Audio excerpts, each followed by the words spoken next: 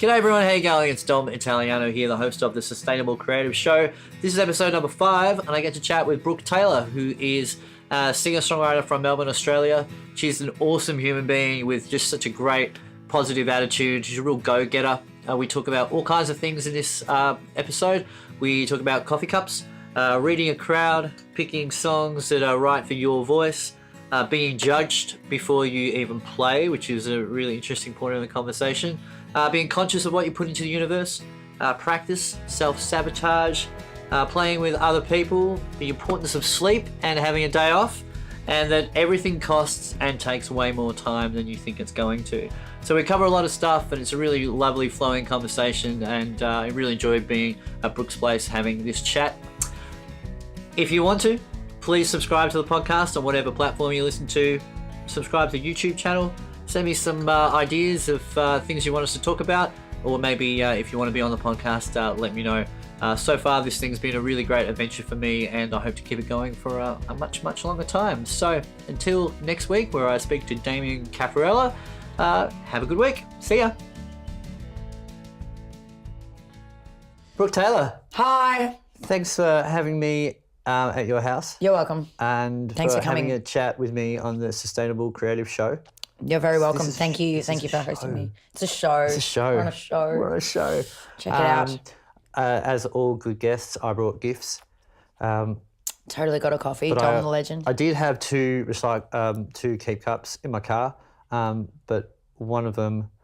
Bit grimy. Yeah. Oh, sorry. I'm going to turn that off just in case. Sorry. Is it important? Do you want to share it with It the is world? not important. No, it's work stuff. It's fine. But today's my day. I make a point of not, because it's my RDO. Yep. Today's your Saturday? Today's my Saturday, yes. Yes. Yep. But there is also no Sunday. It's just Saturday. Yeah, okay. Yeah, so there's just the one day. But yeah, speaking of coffee cup, because my day job, I work for a sustainability company and we recycle coffee cups. So I don't feel bad that you had to double cup it, because it will get turned into something else in my hands. So that's fine. Do you think, given you have some, I don't want to dwell on your day job, but it does interest me. Why is it, you wouldn't probably know the answer to this, why is it so hard to recycle coffee cups for the world? Because there is a polyethylene liner. So that's what stops the coffee actually leaking out all over your hands. Yes. It's keeps the paper the paper and waterproof. plastic, you can't separate them in the typical recycling process. Right. We have a couple of options in Victoria, in Australia at the moment. So there is one guy who can separate them, but there is also another business actually in Moama, and he recycles all the sort of like hard to recycle products. So straws, things like grain bags for farmers. Yeah. So he processes all that and he turns them into things like car stops, bricks, coat hangers. You can change the compound depending on how many coffee cups or whatever you add in. So since China's closed its doors, we've become a lot more resourceful in Australia. Yes. So, and we're facilitating that. Probably a good thing. Yes. So that probably leads, interestingly, into a question about being a sustainable creative, or more to a point. So you are a musician type, much like I am. Yes. And you, much like myself, you do a combination of original music and cover stuff. Yes. And do you do, because I don't tend to mix the two. I see. So I do. yeah, so you will do it, you'll do a gig. I will. In particular, so there is, depending on the venue, Yeah, of course. I find. Yeah, of course. And also whether it's been billed as a Brooke Taylor show or not. Yep. So if a venue wants to promote it as a Brooke Taylor show, I'll say, well, then I'm going to be playing originals. So that's with you. Yes. If not, I do have a separate, like on Facebook, I just call myself Little B. Yeah. Because I'm 5'2". And that way people like... That's why I'm sitting back on the couch. Yeah, and you're exactly. sitting Yeah, forward. proportionate. Yeah. It's funny how often playing gigs and I'm sitting down and then I stand up and I'm actually taller sitting down. Because of the stool. Yeah. Nice. Yeah. But yeah, typically if it is a Brooke Taylor show, I will throw in a couple of originals. And fortunately for me, my sort of like Americana genre translates into like I can play that at a cover gig, and people sort of go, oh, what's this? It's like, oh well, I wrote it. Like, cool. Yeah. So I am fortunate in that sense that I can sort of do that. But I'm also fortunate nowadays, pardon me, having been playing for as long as I have, my balance of cover and original stuff now is I'm doing more original gigs than more cover gigs. Right. Finally. It's awesome. It's all right.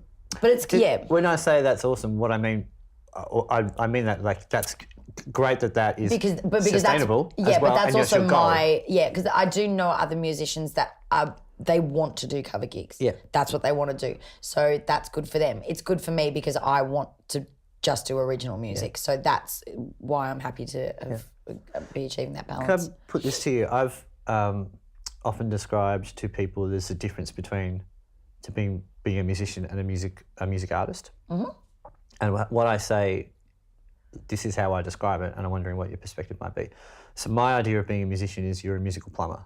So a venue calls you and said, I got a leak between 3 and 6 on a Sunday. Yep. I need to come and plumb the leak. No worries. I need you to come and do the job I need you to do. I don't need you to be an artist today. Yeah. Right? And you either say yes or no, and then you rock up and you do the musical plumbing gig. Yep. Right? Which is the same thing as like a guy, a guy or girl playing in an orchestra. Like, they rock up 100%. to play the dots on the page. They're not there to improvise. Yeah. To do their thing. And then I have the idea of, so that's what a musician is, right? Because a musician is not, you can be a cover artist. And of course, when I go and do covers, it's my version of covers. Myself as well, yes. But it's very much like, you're not here to you're not here for your music. No, you're here to be a safe fourth batter. Just bring it home. Just bring everyone home. Be a safe fourth batter. Like if all the other bases are loaded, you've just got to bring it home. Oh, nice baseball reference. Thanks, man. Yeah. In Australia. Yeah, well, I played softball for a while. Softball. So like, very good. A safe fourth batter. Yeah. I like that. Yeah. Yeah. Your job is not to get home; it's to bring the others home. Bring everyone. It's like so if that's for your Saturday night, just bring it home. Good. Bring it home. I like that. And then so obviously the next point is, so you've got your musical artist, and the thing is you are also someone who plays music, so you're a musician. But there's the artist factor where it's like, so it's about what you're creating and putting that show on. Yeah. And I don't bridge it very well between the cover thing that I do and my stuff. I like for me, the sound, and it's very much about how I sing. Yeah, this is funny because you finish. Yeah, so I have a habit of cutting people off. I've got buttons in my voice to go, right, I'm singing Bon Jovi now, I'm singing like Jimmy Barnes. Well, I can't sing like Jimmy Barnes, but my version of that. Yep. Or I kind of go, all right, I'll go into that gear for that and that gear for that. Mm-hmm. And my original music is absolutely a response to playing that kind of music. So my original music is quite quiet and vocally quite quiet as well. So so to go to, I find it very difficult to go from one vocal attack to another, and I certainly can't do it on a Saturday night, at a pub. Yeah, because people ask for it too. They go, play an original. It's like, dude, I got tons. I could do a whole. But also, it's like play an original, and depending on the kind of original, and depending on the venue, because you do really need to be very specific about, like, reading a crowd is such an important skill. It's very important. In all aspects of life. In all aspects of life. Just in case you're not a creative and you're listening to this. It doesn't matter. Just reading a crowd of any room, assess the situation. But yeah, so, and it also depends on the cover. Because if you've got, I played a gig on Wednesday and it was what I would like to call a pin drop crowd. So, and for my original stuff, lyrics are so important to me. Yeah, me too. Very important. It's not always the case though with a lot of songwriters. A lot of people couldn't give a shit. Well, yeah, you can tell. Yeah, well, I think so. And on Wednesday I actually got the opportunity to sing songs to a crowd that were really listening, and you felt it. How did that feel vocally for you? Because I remember the first time I ever felt like maybe I was a singer was about 6 years ago, and Matt Bradshaw and I did a crowded house show, and because it was a show, like a tribute show. It was a tribute show, but it was a duo thing, and there was a seated audience, and it was from the get-go silence. Mm-hmm. Never had it. Captive audience. Never had it before at a gig where it was absolute silence. Yeah. There was no bar in the room. Yep. Right. There's no toilet at the back, and it's like, oh, I can back off the microphone. I can come in. You can really have emotion in your voice, and really, and again, that's why I find like to concentrate on lyrics, because you need to be teleported back to the reason why you wrote it every time. Ah, right. I find that's why you've really got to be honest about where you're at and really tell the truth lyrically. So every time you sing it, you're just sucked straight back into that pain or that elation or whatever it is, and do justice to the point that it is that you want to get across. Wow. Okay. Cool. For me though, going back to the point about sort of cover gigs and blah blah blah, I am a singer that plays guitar, so I also know the songs that I play depending on the if I'm being the plumber. Yeah. I'll know my minimum effort, maximum output songs. Yeah. And I'll just do one every 3. So if I'm losing interest from people, I'll bust out one of these and they'll go, great. Cool. So, and that's just good business for me, for the venue going, okay, well, yeah, we'll get her back, yeah. Yeah. Also as well, you've got to be really careful picking songs because I have quite a low voice, obviously. I do better singing man songs, songs I'll always do better at Joe Cocker than I do at Demi Lovato. But the novelty the opposite. Oh, really? Way better at the girl songs. I can't all of this is gone. I can't even. I did a gig a couple of weeks ago. I was trying to say, it'd be great to do it as a duo with a female singer. If it was for a school luncheon. Yeah. So it just gives it the right mix of songs, and they're like, you're only going to be playing for an hour and a bit. Maybe solo's fine. But I got there. Every song request was girls just want to have fun. I want to dance with somebody, and I'm that person that.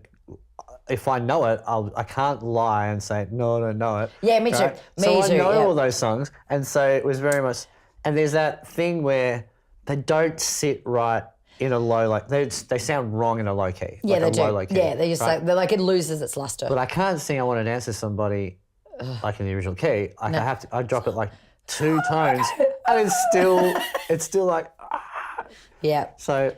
Sorry, I that's okay. But I know it's that thing about trying to pick the right key. I did yesterday Sorrento Moon. I sang Sorrento Moon. It was what? Tune. Because she's got that incredible range where she starts Ridiculous low, range. and you go, and you then go, Yep. oh, I can sing this, And then no, and you feel it. Yeah, I had the crazy. same thing actually recently with Aretha Franklin's passing, and someone requested an Aretha Franklin song, and I just thought, look, nah, because I will not. I'll butcher it, and that's so disrespectful. Yeah. I'm just going to politely decline. Yeah. No. Yeah, it took me a good 10 years to sing a Jeff Buckley song. Oh no. Yeah. Pick your battles and do well. I needed 10 years to learn it. But yeah, God, it's next level. But yeah, being being a female performer as well, people judge you before you even start playing. So you've got to, 100%. Oh, tell me about that. If you don't mind. Yeah. Walking into a venue, I remember I was in Canada and I walked in with a guitar and the security guard is like, wait. Are you one of those whiny chicks with a guitar or an angry chick with a guitar?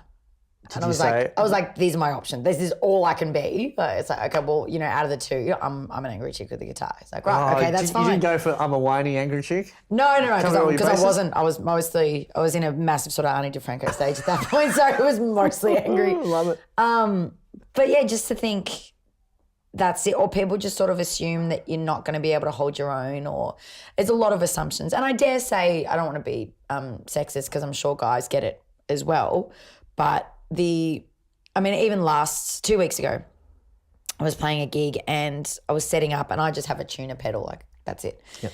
And this guy came up to me and he's like, what's that? What's that? I was like, it's my tuner pedal. Oh, what does that do? I was like, oh, it's my tuner pedal. It tunes my guitar. Is that it? What? He's like, you don't loop or anything? I'm like, nah, it's just me. I'm not even kidding. He goes, oh, that's okay. I like it raw anyway. And walked on. I'm like, I'm like, that's full. But that happens. You get. So what's interesting is that happens all the time to us. Yeah, I was going to say it's a different kind of abuse, really, for dude musicians. I find a bit more machismo. I would think. Going, oh, do you know this? Do you know this? Yeah. Yeah. But it happens women do it. So, oh, really?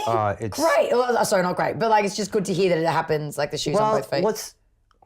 What's interesting about it is even just the the objectification kind of thing. So someone kind of going, is someone being friendly, right?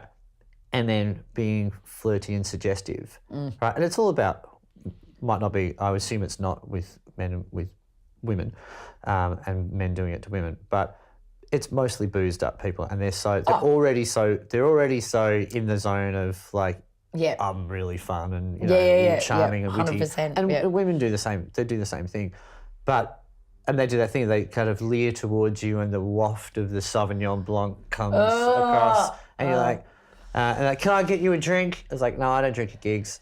Yep. And they're like, No, I'm what? fine, thank and then you. you get abused, like you don't drink it. What do you mean you don't drink it? It's like, I'm working. Yeah, I'm at working. work.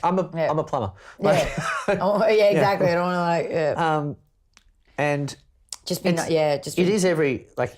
It's I couldn't agree more. Yeah, it's hard. And I know that there's clearly a massive difference between, like you said, you're 5'2", right? So even someone who's 5'6" leering over you, like that's like you've got a bit of fight about you, but you have to like you just but also as well as Patrick Swayze taught me in Roadhouse, just be nice. 100%. Just be nice. Yeah, you should be nice until it's time to not be nice. lot to learn from Patrick Swayze. I do think Roadhouse is an underrated film. 100%. Yeah. But I'm happy you got a bit of a resurgence from that episode of Family Guy. Oh, I've only seen. Do you know I've seen one episode of Family Guy? Okay, you need to listen to the same that. one 3 times. What's it about? Is that the universe giving you some sort of message? Yeah, it's the one where he gets the sex change operation or whatever. It's this. Wow. Okay, I'm gonna retract my previous. That was funny. I'm very connected to my feminine side. Right. Yeah. I don't know which side it is, my left or my right, but. No, your left side's your feminine side. Is it? It is, yes. Ah, cool. Yes, and yin and yang. Your right side is your masculine side. Right. And same as like sun, moon, yin and yang. So yin and yang, yeah. All right, tell me some more about, so we've covered a little bit about the practicalities of being a singer with a low voice or a singer with a high voice. Yes, yeah. And just going to work, kind of doing gigs. I mean, having said that, there are there's always a moment and that's why it's also for me is doing cover stuff. Like, I really struggle if I'm playing at backpacker bars or whatever. Like, again, not to be disparaging towards the younger crowd, but it's I don't bother learning any top 40 stuff. Once you've learnt one, they ask for a million. Is that the I can't connect with it. It's about like I'm gonna fuck you on the dance floor and never call you again. I don't, or it's just really repetitive, or it's I don't know. I don't like I don't connect to it. Like something like a Creedence song, or there's like something that like Fleetwood Mac, something that's got something. But they always do better at gigs anyway. I find you'll do old school songs. It really depends where you are. Yeah, 100%. But even a good pop song, just a good song's a good song regardless of what year it was written. I'll do something like St. James Infirmary, which is over 100 years old, and people still go, "This is cool." I'm like, "Isn't it?" So that's I've forgotten what the point was that I was going to make with that. Just so cover gigs. Like when you are a plumber, you can still get moments of I love doing what I'm doing. Yeah. I as a musician who works as a musician, like I said, I really don't cross over my creative stuff with my work musician life. I love being a musician. It is super fun. I've done other work, which I enjoyed. Like I'm not one of those people who has ever had a job was like, oh, I hate my job. Right. Nor have I. I've always been very lucky. Like I've never woken up and gone, oh, I have to go to work. I have gotten to the point with certain things where something has happened at my job. It's like the way I see, the way I live, and the way this job is now, they don't align anymore, and I should leave it. Yeah. But I've been very fortunate that most of the things I've done have aligned for a very, very long time, and they've been really good. I'm also very lucky that the universe just tends to provide me with things that I need when I need them. So I don't take it for granted, but I have been very lucky in that regard. So moving on, you just said the universe, and then you told me about yin and yang, a male and a female side. Yes. So one of the things that's come up in the previous 4 conversations is about, and because this is an idea about this is chatting to people about being a sustainable creative, and obviously a lot of that is having a means to earn a living in order to, Yes. keep the lights on, so to speak. I love that I have no lights on. No, I turned your lamp on. Oh, good. Yes. Okay, great. But there's a light up there that doesn't There's work. a light up there. I can't reach it. Yeah. I need There's someone for anyone taller. who's interested, there's a beautiful step ladder which is being used for some. It's lovely. some It's plants. restored. My friend Jake gave me that one. But yeah, it's rickety AF. So I'm not going to stand on And it's that. not one that you want to stand on by It is yourself. no. Yep. Yeah, nah. Do you think you'd still be able to reach the roof if you stood on the top step? Just. But yeah, it'd still be. Yeah, it's fraught with peril. I'm going to say no. It's these conversations always go off on tangents like Yes. that, so it's okay. But I was going to get at because it's the idea of being a sustainable creative, and you've mentioned the universe providing, and you seem to know a little bit about the yin and yang, which I know much less about. How much of your kind of just general day to day do you feel like is about putting good stuff or putting whatever out, whether it's good, sometimes life you just end up putting bad stuff out, but like putting out ideas and energies and stuff like that, and then seeing what comes back, and then being conscious, particularly conscious of what you put out. Because I've found, like I before we started having this conversation, before we press record, I sort of said that for years there's this kind of narrative that, about the tortured artist, about having to really, hold on to the pain and express it like that. And I did very much live that way, and it just drove me crazy. Yeah, well, it'll kill you. It almost nearly did. And then when I kind of went, oh no, get simple and live a healthier, a better lifestyle, I seemed to become more creative, and the conduit to getting whatever I needed out through the art was a lot more clear. It is. Yeah, I was really fortunate. I had I went and saw her lady, her name is Erica Stanton, through empoweredliving.com.au. She's a legend. And it's like life coaching sort of stuff. And one thing that really resonated with me that she said you need to, because I will get just like just a thought or something saying, like that gut instinct saying, do this or do that, or you should do that. And again, I've always been very lucky, I guess, but but listening to those voices, not the ones that say like start a fire, but ones that say, put your business card in for like this to win this competition, or you need to buy something on the way home because you're going to run out, or whatever it is, like just those little messages. And Erica explained to me, because for so long as a creative, I had writer's block. I just didn't do anything for years. Yeah. And now I realise, having stepped away from it and gone back, I was very much of the opinion, if I don't try, then I can't fail. Right. So well, that's so true. yeah, I know, but also super productive. Good job. Anyway, but that was the point that I was making. And Erica said to me, she's like, you need to be a positive collaborator with the universe. I'm like, what are you talking about? And she said, if you're getting all these messages, like you think of yourself as like a funnel, and you're getting all these messages like positive, positive, positive. If your brain's at a negative and they're just sort of bouncing back, that will only last for so long. Eventually the universe will go, you're not playing, I'm going to go somewhere else. Wow. So you need to be a positive cloud and just write stuff down, get your voice memos out, and just put the amount of just half written lyrics I've got. 100%, me too. And then something Have you backed else. it up? Pardon? Have you backed it up? Yeah. Good. Yeah. No, My friend no, James. because I didn't do that one time, and Yep. but it's gone now. The less said of it, the better. The author Elizabeth, Eat, Pray, Love Elizabeth. Oh, Lizzie. Yeah. Lizzie. Yeah. She has a book called something to do with Big Magic. It's called Big Magic. Oh yes. In that book totally changed my approach to the world.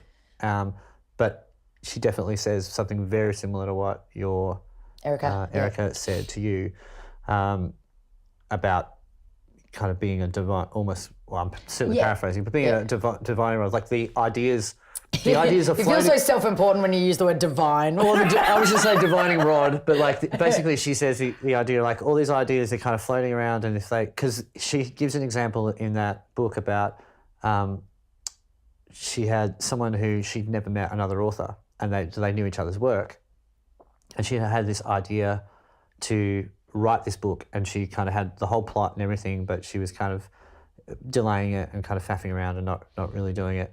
And then she'd done tons of research, like years worth of research on it, and was just putting off writing. Yep. And then she met this other author, published author, like someone has done really well like her, and they ended up having a chat about it, and they had practically exactly the same idea, right? And she said it's the idea that this thing came to her and she didn't do anything with it, and it just moved on to someone else. 100%. And I guess there's so many of the great things in the world, great ideas, they come to people more than one person, don't they? Yeah, I mean, because the thing is as well, like we're all human, and that's also what I like to going back to songwriting, and I can't remember if we were talking about this off camera or on camera, but having integrity in lyrics and how you're feeling, because everyone can spot a bullshitter, but if you're honest and do justice to the song and how you're feeling, someone somewhere in the world will go, oh my God, me too. And you can, without the risk of, sounding like divine, but you can change lives that way. Oh, I've no doubt about it. My life has been changed. It gets changed weekly by a great lyric. Right? Yeah, absolutely. 100%. Yeah. Yeah. And the thing about someone who, and you would probably experience this too, the thing about someone who's had that experience with a lyric is that you end up being someone who listens intently for the one line in a record. Yep. Right, and you'll give the record a go, and you'll give it a second or third or fourth go, and then tell your friends about it, and then you'll go, I heard this line, and it just gets me every time. And now I like. Do you have a favourite song? Most musos don't have a favourite song, right? Because we go, no, there's just been too many times. Yeah, I was about to say, because even now I'm thinking of my favourite band at the moment. Yeah. They're called The Devil Makes Three. They're amazing. Great. Yeah. And they just released an album last Friday, and they've got a lyric in a song that says, everything that grows started out in the dirt. Yeah. Great lyric. Yeah. Yeah. So, those things really resonate. So it's just so important to have good lyrics. Like, you don't want to be like... There'd be a whole bunch of like... love, glove, dove kind of, like it can be done, but still. Yeah, that's interesting. With lyrical... my approach to... So I was... okay. Use your words. Yes. The irony. Interesting. This was a question about lyrics. So for me, if you have lyrics in a song, they are the most important part of the song.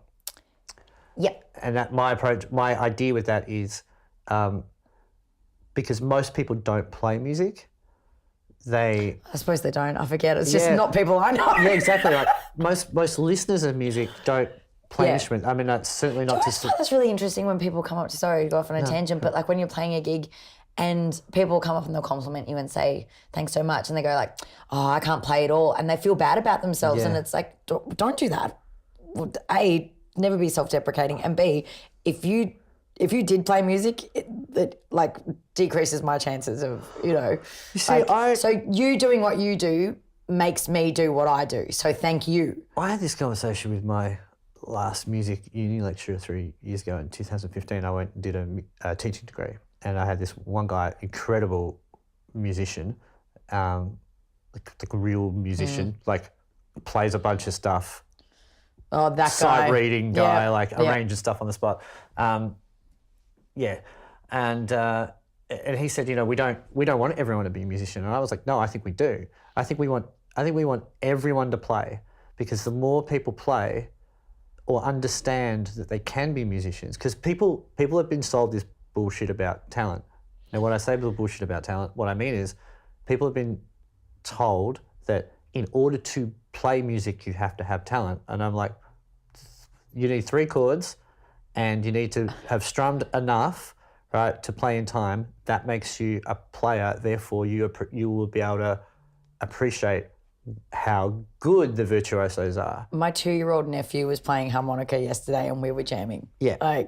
So everyone, I think, to reiterate that point, it's everyone should contribute. Yeah, well, it's a rising tide lifts all boats idea. 100%, Right? So yeah. when people come up to me, they're like, "Oh, I wish I could play guitar," and I call them on it straight away. I Me always too. go, I'm like, you can. well, I always say, "No, you don't." And they're like, they go, "What do you mean?" I go, "Because if you wished you could play guitar, you wouldn't be here right now listening to me. You'd be home practicing." Yeah. Right. That's the difference. And Oh my God, I couldn't agree more. like anyone can do it. Like, and I'm not. What you see in front of you now is literally 28 years, and the first 8 years was me being an antisocial teenager stuck in my bedroom for as many hours as possible, because it's not like the first year of strumming. 100%. Like people go, I is- want to play guitar. I'm like, prepare to be shit for a year, at least. But the first Just year of strumming gets you to a point where you go, you can gig now. 100. Yeah.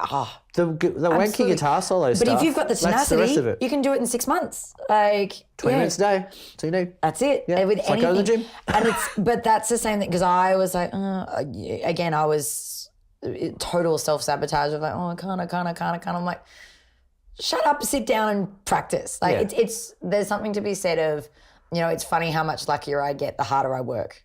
100%. Just put in. Yeah. But it's There's one of the just while I remember.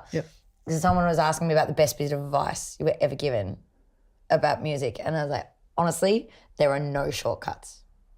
There are no shortcuts. Oh. So don't wait for do the work. There are no shortcuts. Yeah, that's the shortcut, isn't it? Because Doing the work is the shortcut. It is, because there's something about looking for a shortcut, which means you're wasting time looking for a shortcut. 100%. Just do the work. Just do the work.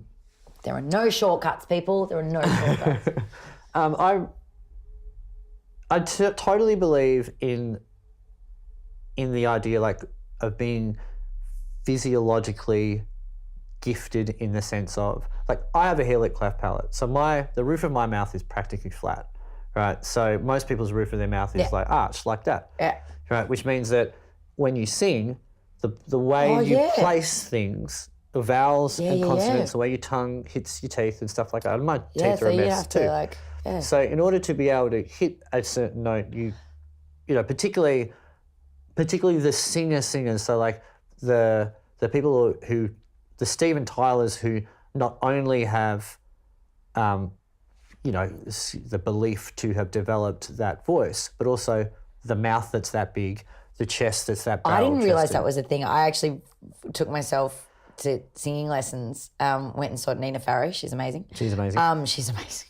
Yeah. And honestly, it was 2 sessions with her, and just the way that your tongue sits in your mouth. I was like, smile, all oh that my kind of God. stuff. And that's just it. I was like, I can't sing this or whatever. And she's like, sing it like you're an 8-year-old. And I'm busting notes out left, right and centre. And I'm like, what? Well, that's the interesting thing about talent.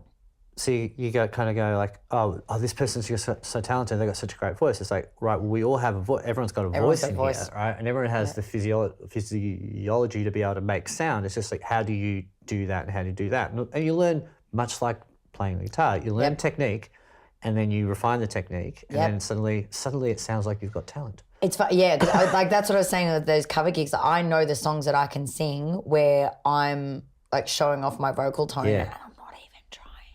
But not to say that I don't try. There's definitely other songs. Yeah, people go oh my God, it's amazing. It's it's not, but but this is what I do for a living. So, and again, I do this 4 times a week. So it's there's different approaches to being able to sing. But as you were saying before, it's talent is just hard work and learning.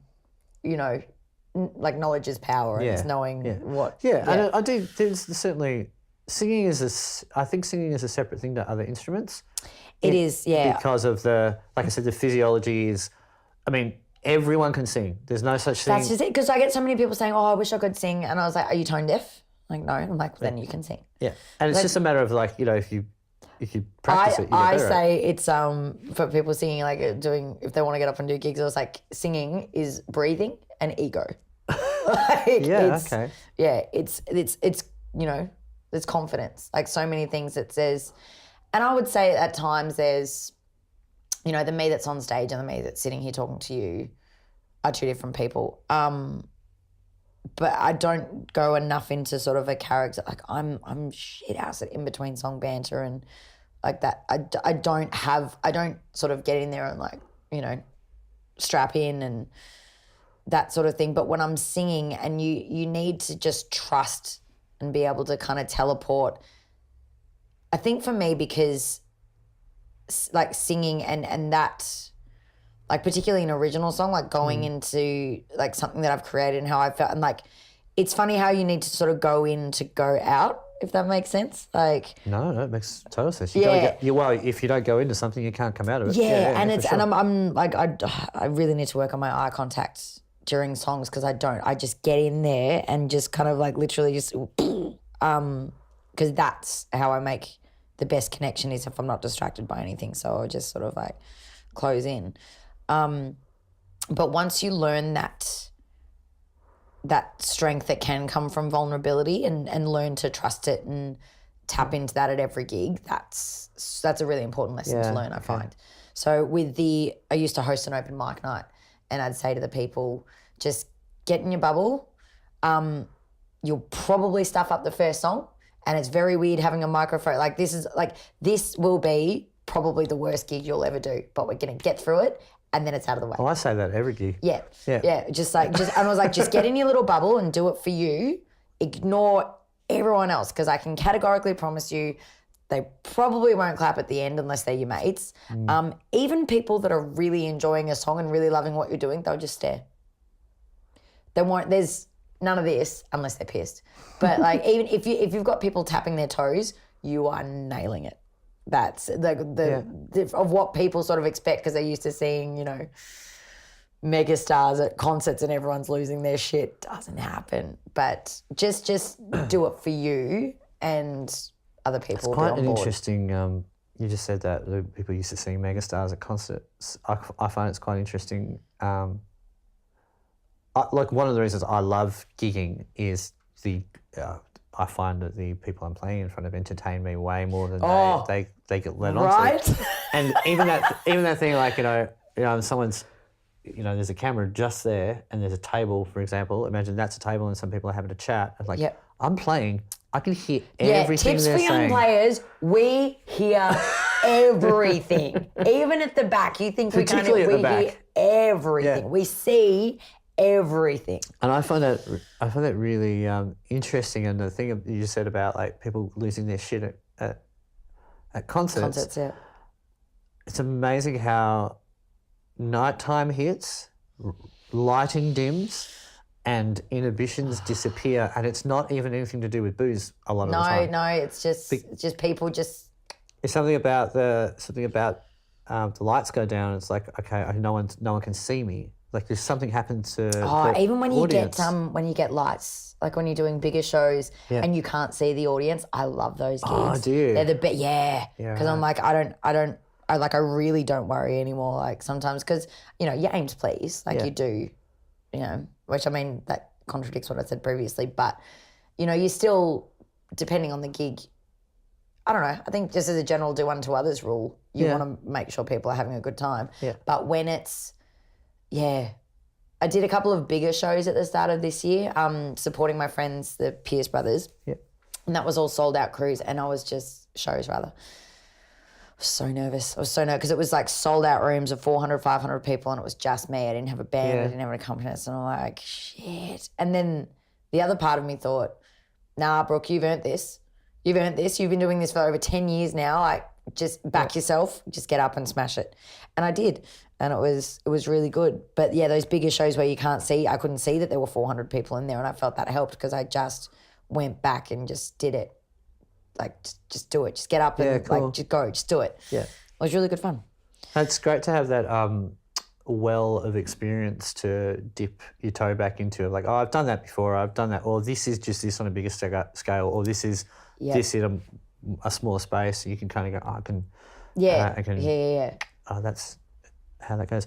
And that's just a matter of mileage. And it's a lot of people stop real early. They go, oh, I can't, that's not for me. And they, I wonder, have you always been I mean, I know that you play with other people, like you play with Craig and his band, but it's mostly been solo for me. Yeah, I started playing when I lived in the in like Canada and the UK, and I think that's how I learned to be such a strong rhythm guitarist is because I never had anyone else there. So, you know, and only now am I starting to go into scales and all the rest of it because I know I've got to, as I said, I'm a singer that plays guitar, so I know how to create that bed for me. Yes. But yeah, and it's only been recently, and only very recently have I started doing like band shows and my God, it's so much fun. I love it. I asked that because I started in a band. I see. So, okay. Well, like most people, I started in my bedroom, like, you know, in front of the mirror with, you know, Robert Palmer's Heavy Nova and Warrant's Dirty Rock. Oh, see, I was all Michelle Branch and oh, great. Yeah.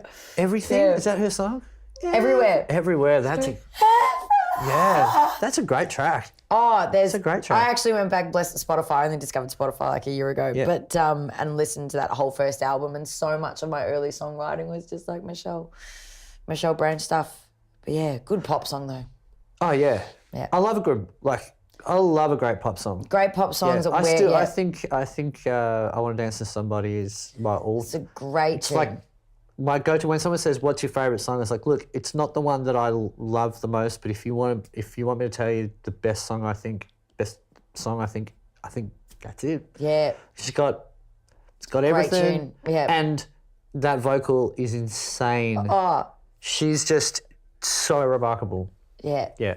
Anyway, back to my thing about, so you've come from a solo, like a developing solo. So when I got my first guitar when I was 12, and like I had a few guitar lessons. Was it acoustic or electric? It was an acoustic electric, which basically means it was acoustic with a pickup. Yeah.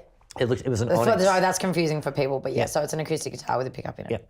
Yeah. It was an Onyx branded guitar, and it looked like Bret Michaels' I don't know who that is. Bret Michaels' lead singer from Poison. Oh, okay, yes. It looked like his guitar from the Every Rose Has Its Thorn film clip. So I thought I was Every rose. That's the first time I learnt to play on guitar. Oh, yeah.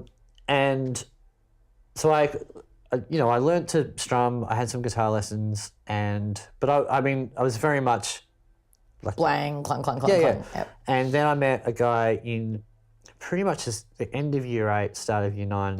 My friend became my best friend. Cool, since, yeah. So since it's about, then. like you've been doing it for about 2-3 years now. So you're going from 12 to like 15. But I was a little kid, so I was like, big guitar, like kind of. Oh, dude, I still can't play Dreadnoughts. I'm doing this.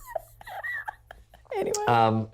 And then he taught me the G major scale, and it was very much like, but not just. So he was quite a few years ahead of me as far as he'd had guitar lessons all the way through and learned scales. Yep. But he taught me this is the G major scale, and this is like a Dorian scale, which is basically you play the same notes from G major, but you start on A and you focus around that. It's like, oh, it blew my mind. Yeah.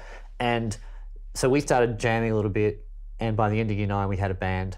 And so the next forever. What was your band called? It had a few different names, right?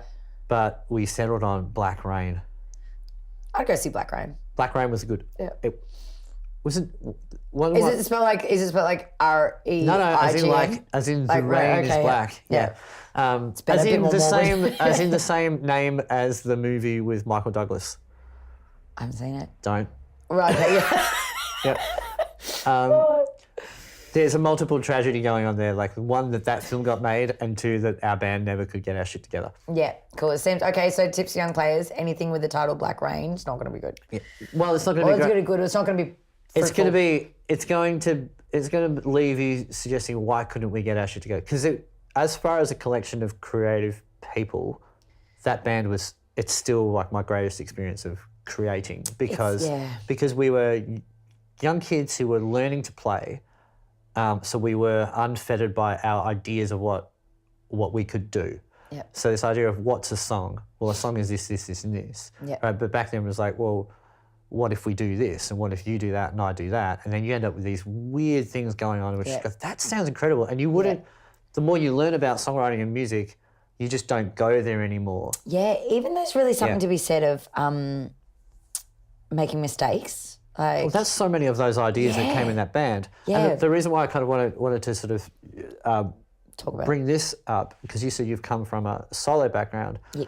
So I stayed in bands. I never did any solo gigs or anything like that until I was 20, and I'd written a bunch of songs, and I still saw myself as a guitar player who wanted to be in a band with a lead singer. So I wanted to okay, be. got it. Yeah. So you were that guy. I wanted to be Nuno Betancourt with Gary Sharon as a singer. And I wanted to be Joe Perry, and then Steven Tyler was the singer. So, but the thing is, I was writing songs that I didn't have. I was playing in cover bands, but I didn't have an original band to take them to. Yep. And eventually got to the point, it's like, I've got these songs, whatever, I'm going to do them. Yeah. But I put a band together to do them. Yeah. But then I had these quiet Kind of songs. what Bruce Springsteen did, actually. Yeah, right. He was the same thing. They were always like, get a front man, get a front man, get a front man, get a front man, and then everything just kept falling apart. He's like, I'll do it. It's just, you just end up going, oh, look, that's why I say, like, so much of, even now, it's super fast forward, but my original music is very much an antidote to the cover music. Yeah. Because it's this, like, this is a space where I go to be quiet because almost all of my gigs I are really rowdy. like your, like, not saying this just while we're here, but when we did that Songs in the South, hearing your original stuff, like, they're good, man. Thanks, like, man. No, thank you. Yeah. I really like them. Yeah, and I think it's interesting that, for example, you just said that, like, you've come from a solo spot and end up spending a lot of time now playing in bands with people, like, and just learning how to jam, like, that's really, so it was funny you were saying that, because when I didn't start playing until I was like 16, 17. Yeah. And then there was a mate of mine at school, my friend Matt, and then even after we finished school, we did a couple of gigs together. But I was super perfectionist, OCD. It's like, no, like, this is in cover songs. I was like, no, you need to do it like this. And I remember him saying to me, like, no, like, it's a song. Like, no, you don't. And, apologies, Matt, for being, like, so rigid at the time, because it's like, yeah, actually, it is just my interpretation. Like, there is flexibility. Like, if you don't have to do it the way the Beatles did it. Like, do you find, you said that you do a lot of male songs. Yep. Because you feel like that suits your voice. Yes. Do you find that also gives you, like, this kind of much greater scope to do your version of it, because you're not you're not being compared to the female singer? Like, I find when I do female songs too, like, people are like, oh, that was amazing. It's like, actually, because it's so, if we listen to it, it's seemingly incongruous too, because it's different. Yeah, but when it's sort of close to the mark, yeah. So for me, if I'm doing, like, country songs or whatever, people are like, yeah, that was great because I have a country tone. I have a voice, like, I can deliver it well. And then I pretty much turn everything else into a country song because I know that that's what I can do. Do you change the he, she lyrics? No. Because, like, I'll sing Jolene and I'll sing Jolene with as it's written. I'll do Melissa Etheridge and I'll sing she. Yeah, I'll sing. Yeah, I had something. I love doing that. I like being in that space, that mental space of, like, of disappearing. Yeah, into, I can be a different. I don't have to be a man. Yeah, completely. Yeah, that's just it. Like, just do right by the song. Yeah, So yeah, I don't change and also for me with my OCD, I find if you change the sex, like, sometimes then the words don't rhyme, and I can't handle that. Like, it needs to rhyme. That's the other thing with lyrics. I find, like, when I'm writing stuff, and I'll just scrap everything because it's like, it either needs to completely not rhyme, but you can't be close. Like, it's got to exactly rhyme or be completely different. Do you know what? I'm very similar. Is that leaf blower or whatever it is? That's all right. We'll live with it. Okay. We'll live with it. It's a leaf blower if you can't hear it. There's a leaf blower outside. Just get a broom, man. Just saying. Anyway. They're so obnoxious, aren't they? They just... Yeah. Well, and they're unsustainable. There we go. We're back on track. Unsustainable, yes. I think there are a lot of great writers who can, and this is the other thing about how you pronounce things or how someone else pronounces things, and you don't really notice that that's not a rhyme until you see the words or you go to sing the song yourself and you go, oh, that's that guy's voice is able, or girl's voice is able to make that work. Yep. So the band Doors, do you know them at all? Do you mean The Doors? Not The Doors. Doors. No. D-A-W-E-S. My favourite band. Incredible. D-A-W-D-S? Yes. Doors. D-A-W-E-S. Sorry. E-S. I was like, Doors. Dodds. Is that a surname or is it? Yeah, it's their grandfather's surname. Oh, cool. Yeah, so, that's getting loud. That's getting loud. Yeah.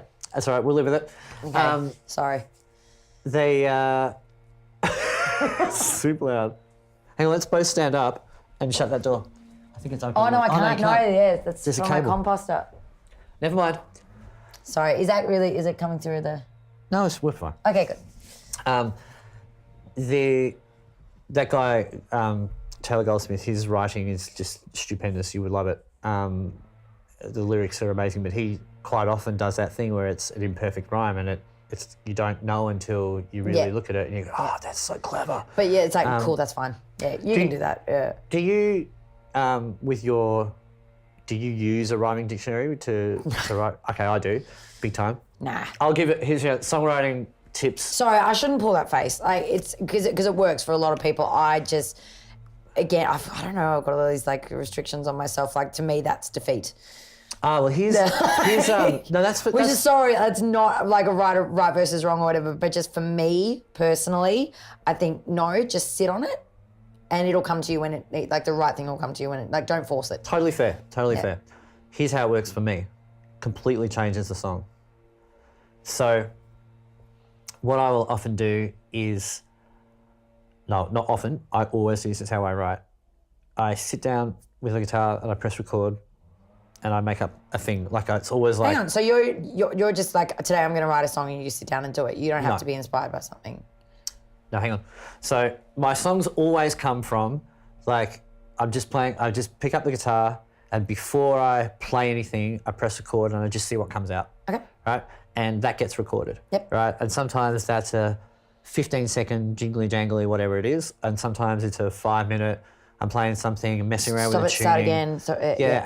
And then the little bit, you make some kind of funny noise, and then that noise is like, oh, something about the vowel and that, and the melody goes up there, and I start working with that idea. All of this translates with me. I do the same thing. And then sometimes, but very rarely, does that become a writing session at that point, but very rare. Usually it's there's an idea, and then at some point down the track, I go back to it, and at that point, there's a lyric idea that kind of forms, and then there's a germ from the all things that grow. And even just those, I would say that to people if they're sort of umming and ahhing about songwriting, do that and just make noise. And you'll get one line, and you won't know it'll just pop into your head. It'll come, and then you go, ooh, that's what I actually want to write about, and then you sort of planted that seed, and everything else will just kind of grow around it. What I find interesting about that process, to listen back, where I mentioned before about physiology, is like some noises come out of me really comfortably because of this, and others don't. So some vowels are really comfortable, and others, like I can't do E's very well. Okay. You don't hear a lot of E rhymes in my lyrics because... See, whereas for me, country stuff, E's and Oo's are where it's at. Well, Oo's I'm all right with. Yeah. Because I can ooh to those. See, like A's, like day, like no good. Yeah, and so this is how I think like messing around with like that is really interesting. But here's where I go with the rhyming dictionary. And so what I find is I can write a first verse and a chorus. But that song is done. What? Right? Like that's my idea. So my idea. Bridges are the best. No. Here's the thing. Most of my songs have bridges, but my idea is that's how it came in the first verse, and I've now got my chorus. What on earth is the rest of this journey? I don't know what the rest of the journey is. Really? Yeah, and so the rest of the journey is obviously there should be a second verse, maybe most songs do, and then you go, right, so what is the bridge? Right, and musically I can write a bridge, great, but I don't know what it is that character in the song has learnt yet.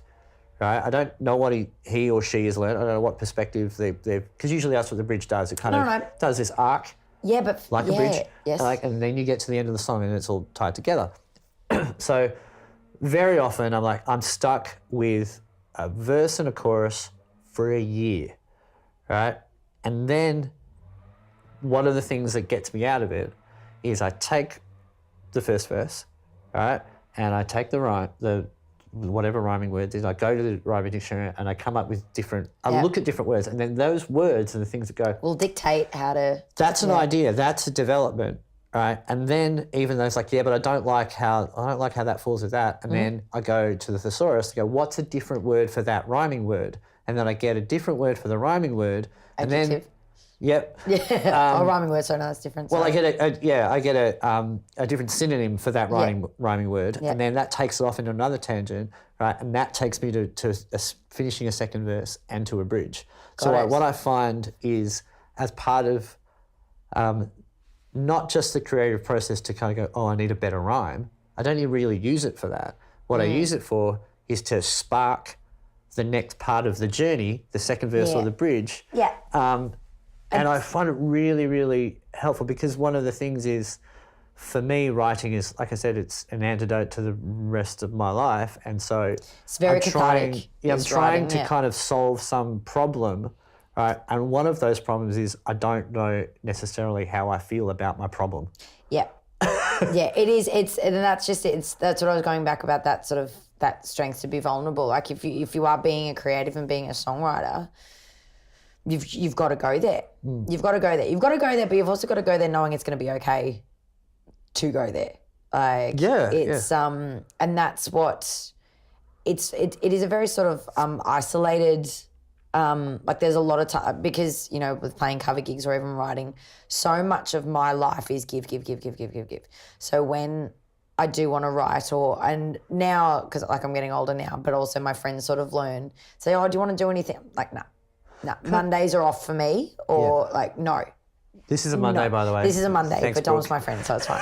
But like the rest of the time, like turn my phone off, back, like this is for me. I need to just get everything back and just sit and recharge, and sit and play. And this is when I'll play for me, or when I'll and actually just rally the troops, and so I can start again for the week. Because again, I work Tuesday to Friday, and then my day job's Tuesday to Friday. Yep.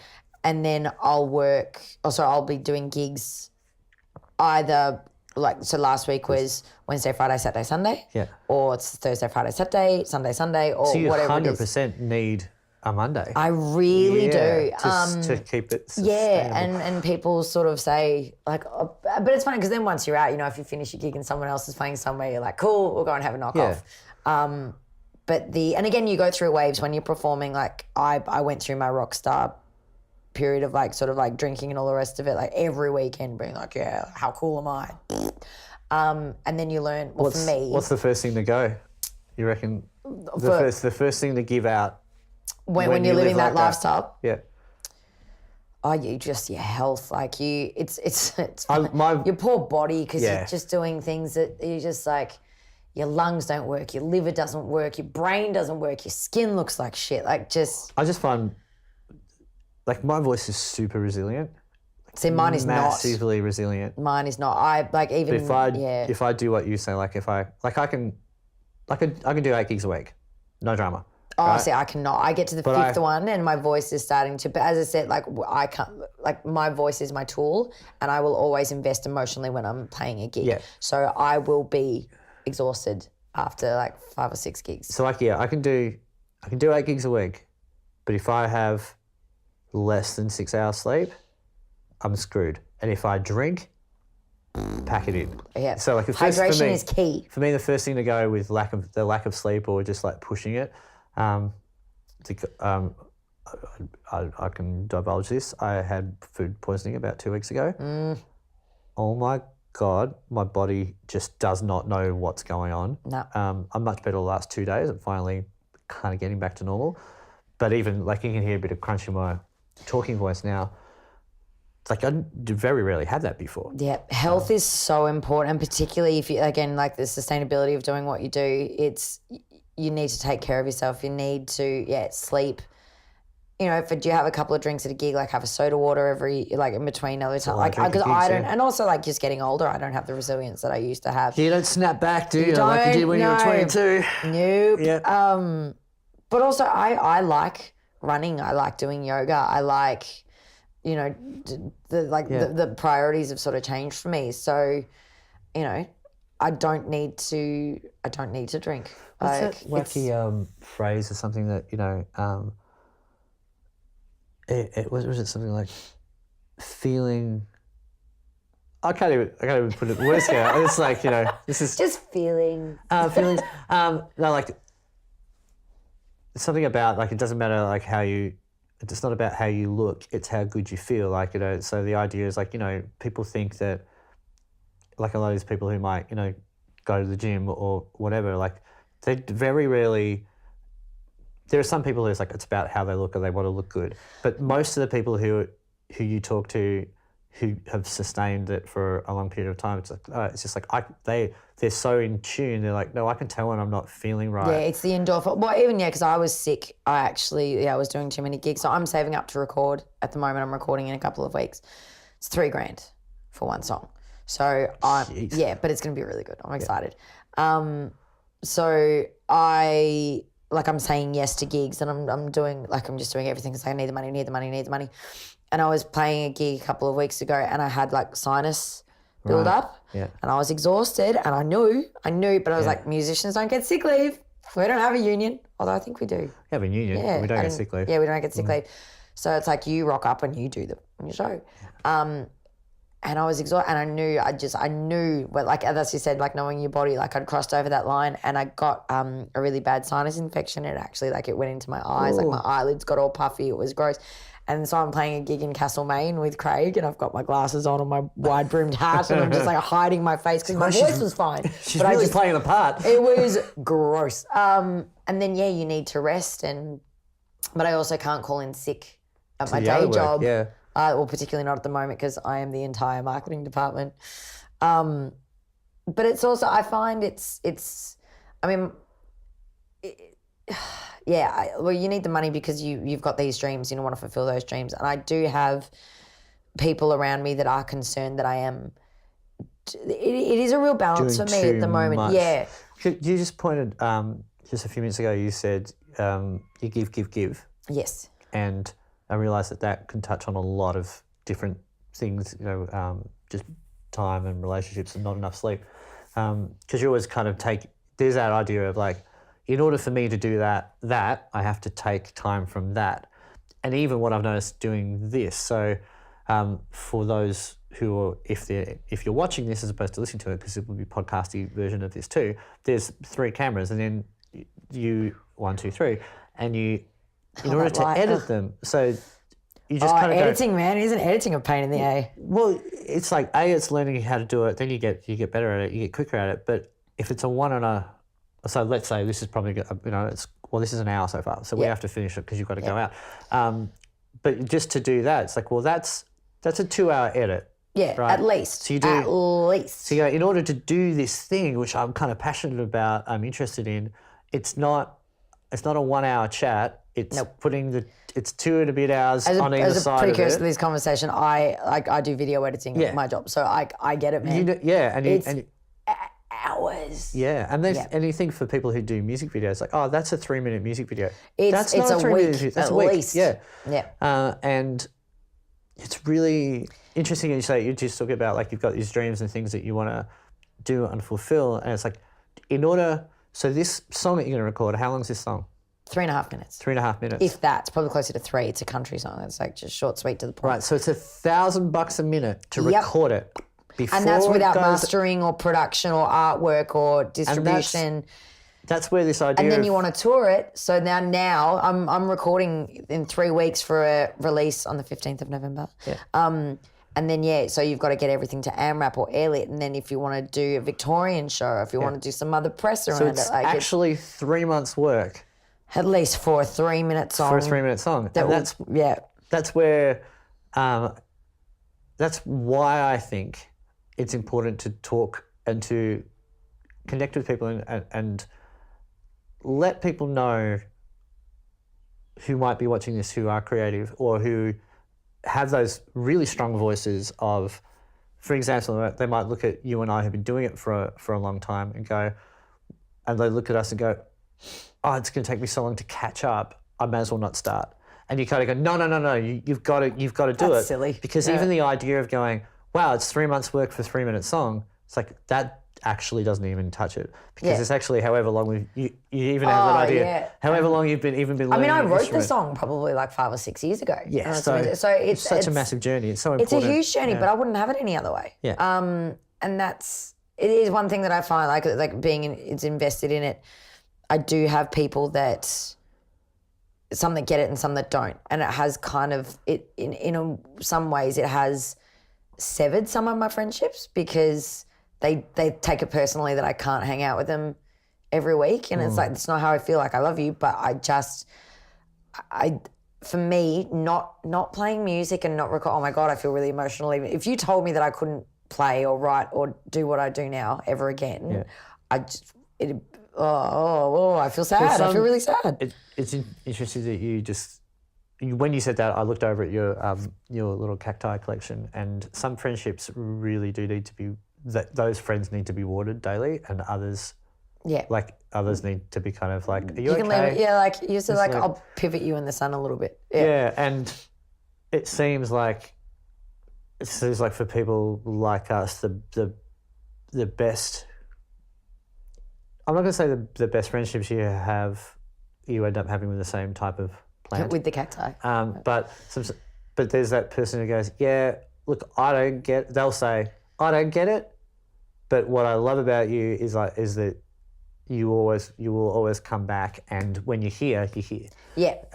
There are some people, like I mentioned, in some of the relationships I have that had that just needed watering every day, and it's like I can't, man. I don't have yeah. that much water, bro. Like I'm, I'm super thirsty. Yeah, exactly. We need to ration.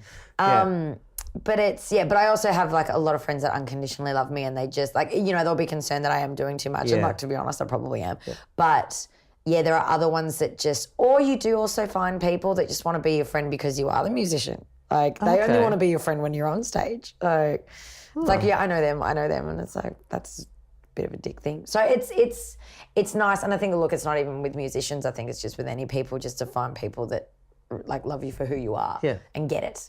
And if they don't get it, that's cool. But it's not judging. It's a hard journey, the musician's journey. I find it's there's a lot to it. There's a lot of different facets to make it sustainable to tie it in thematically. Do you think?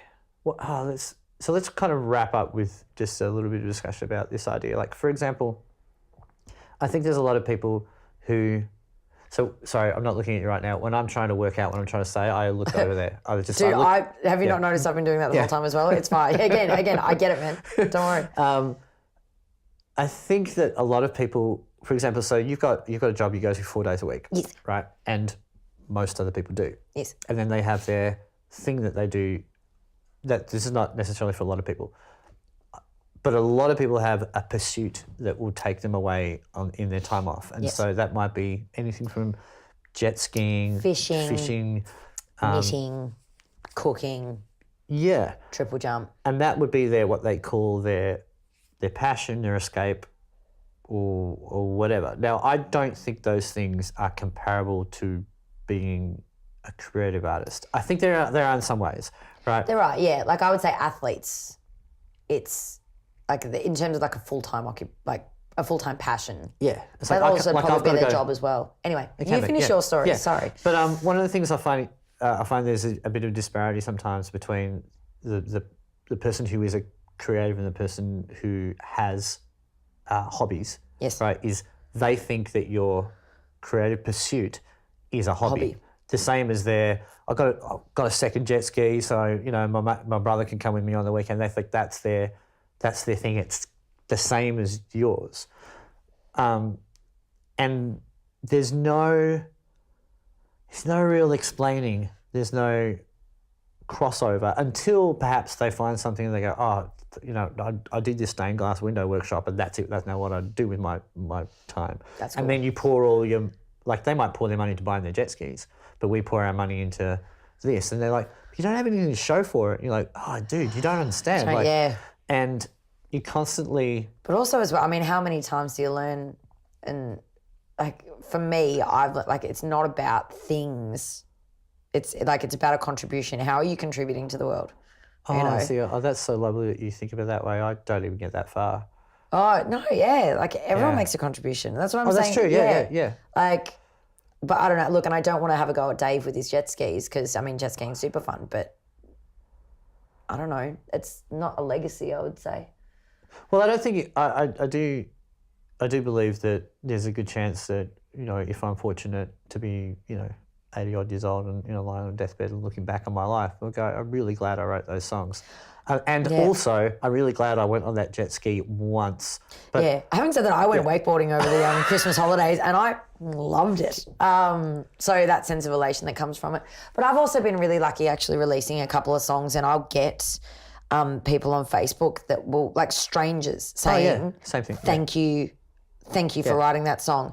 And it's so funny because you do experience real highs and lows. I mean, everyone does. But yeah, musically that, you know, what have you got to show for it? And you do think that sometimes you're like, what the am I doing? What is the point in anything ever? And then you'll get strangers saying, like, you know, those 3.5 minutes have changed my life. And you're like, okay, cool. Nah, I'm good. Carry on. Can you please send me the chord chart? I want to play this song at my wedding. Yeah. Like, send me the tab. Absolutely. Yes. And I've been I I've been booked for weddings based on a song I wrote. Can you Yeah, please? I wrote a sing? song and someone, like, I played it to them while they walked down the aisle. I'm like, Yeah. are you beautiful. kidding me? Yeah. It's amazing. So for those people who've yet to been invited to sing songs that they wrote at people's weddings, don't be put off. Don't be put off. It's only a matter of Don't time. be put off. It's only a matter of time. Yeah. I know you've got somewhere to be, and thank you for making time for me on your day. No worries. Thanks for coming over, man. It's literally, you need to leave in 3 minutes. This worked out well. Yeah, perfect. Great, awesome.